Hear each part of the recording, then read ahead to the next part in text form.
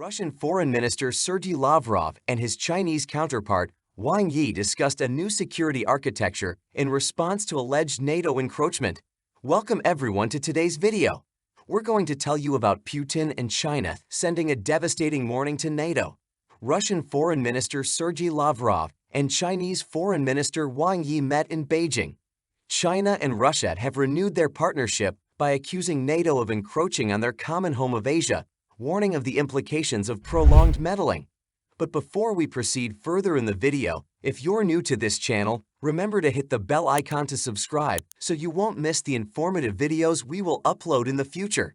Top diplomats from both countries allege NATO is actively attempting to infiltrate the Asia-Pacific, stretching its hands in the region. On Tuesday, Russian Foreign Minister Sergei Lavrov met with his Chinese colleague Wang Yi to explore a new security architecture in response to the alliance's alleged expansion.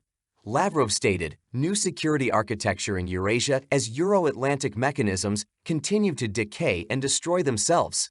According to Russia's state-owned TASS news agency, both countries consider NATO a threat to their security and influence in Asia, as confirmed by Lavrov, who stated that he and Wang need to ensure security and stability in Asia.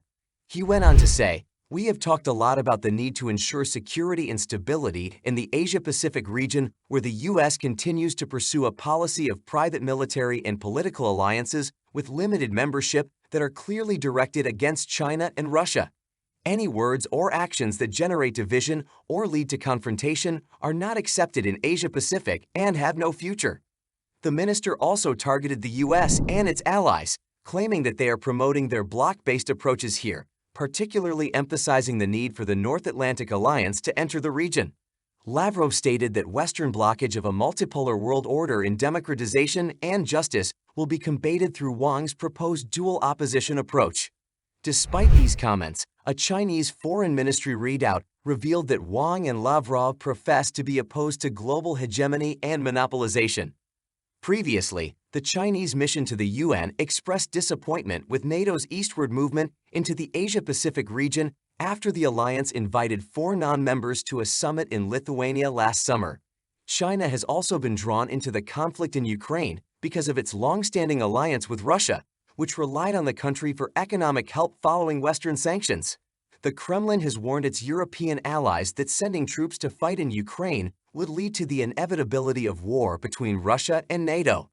Following France's statement that, despite a current lack of consensus, nothing including sending Western forces to fight on the Ukrainian side should be ruled out in terms of preventing a Russian victory in Ukraine.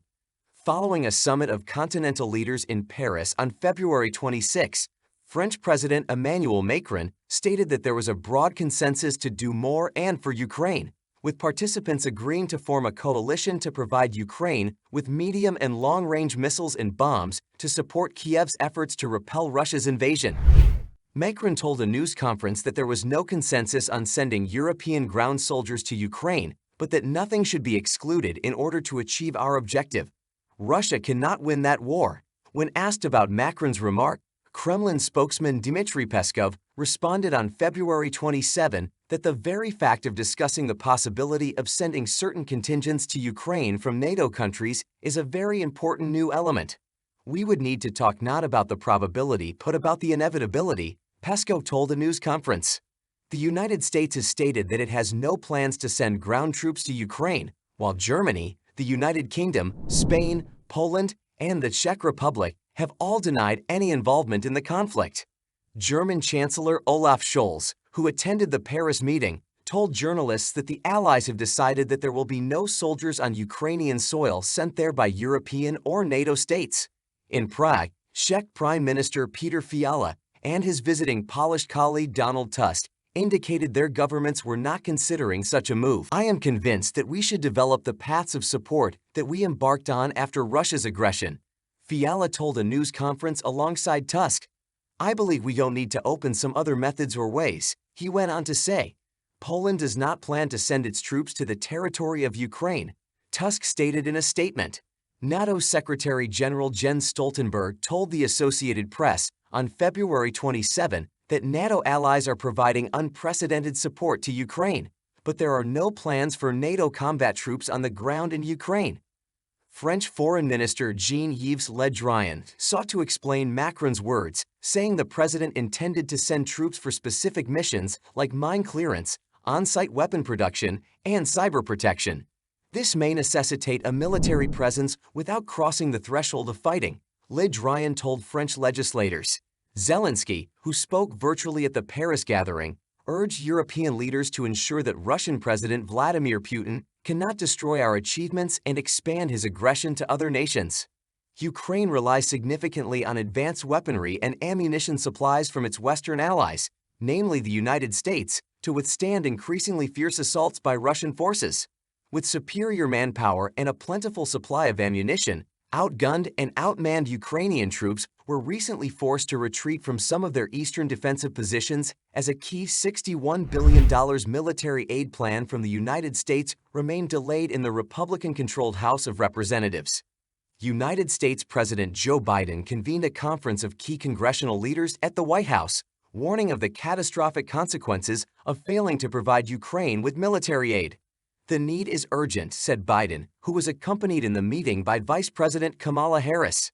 "Indeed, the consequences of an action every day in Ukraine is dire," he went on to say.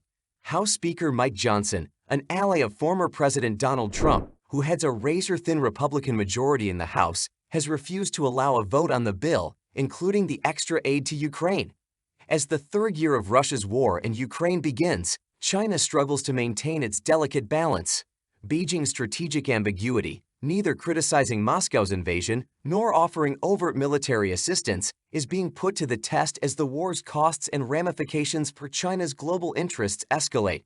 On the surface, China appears to be one of the war's biggest winners.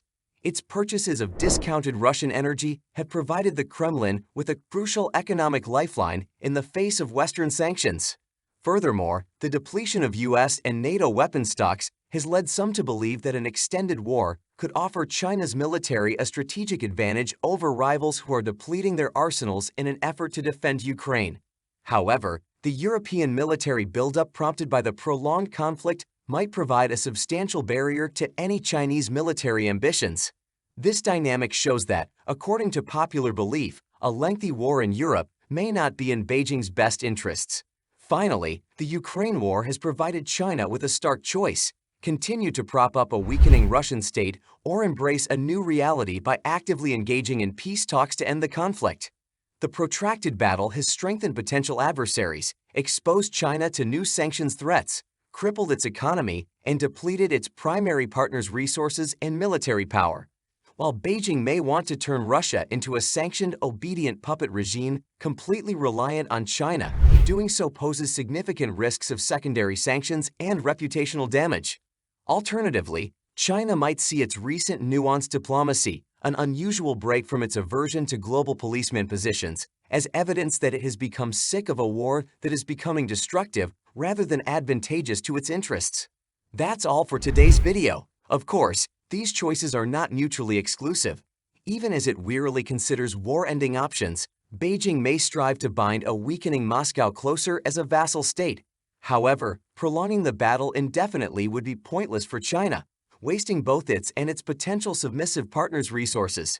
Don't forget to like the video and hit the subscribe button to avoid missing any new videos from our channel. Thanks for watching and see you all soon.